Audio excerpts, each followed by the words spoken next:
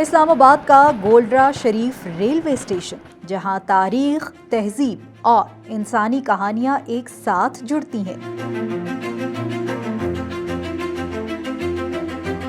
गोल्डरा station सिर्फ एक फाल railway station नहीं, बल्कि एक सकाफती विरसा है। इसकी 2 म्यूजियम बिल्डिंग्स में पुराने बर्तन, पंखे, लैंप्स, फर्नीचर, मवासलाती आला, सर्जिकल टूल्स और सिंगल लाइट्स महफूज हैं।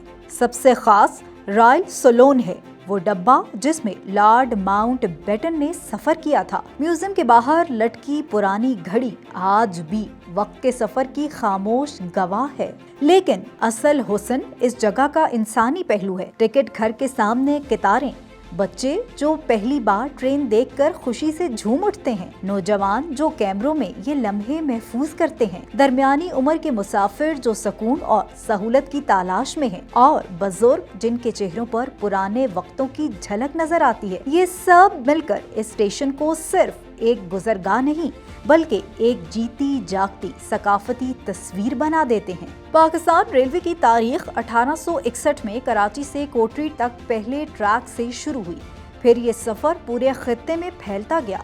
1974 में बाकायदा रेलवे वजारत बनी और 2003 में गोल्डरा स्टेशन को रेलवे म्यूजियम का दर्जा दिया गया, जहां हजारों नवरदात जमा करके आने वाली नस्लों के लिए महफूज कर दिए गए। यहाँ आने वाला हर शख्स अपने तौर पर माजी से जुड़ता है। पुरानी लकड़ी की खिड़कियों से झांकते मंजर, टिकट की पर्ची हाथ में पकड़कर इंतजार करते मुसाफिर और रवानगी के वक्त ट्रेन की सीटी, ये सब मिलकर इस बात का एहसास दिलाते हैं कि रेल का सफर महज सवारी नहीं, बल्कि हमारी इज्तिमाई यादाश्त और सकाफती पहचान का हिस्सा है।